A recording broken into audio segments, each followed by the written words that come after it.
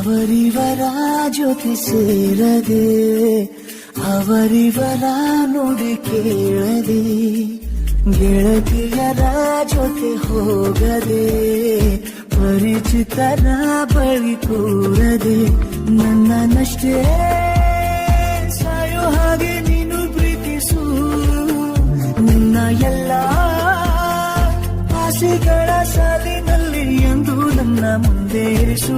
ಅವರಿವರ ಜೊತೆ ಸೇರದೆ, ಅವರಿವರ ನುಡಿ ಕೇಳದೆ.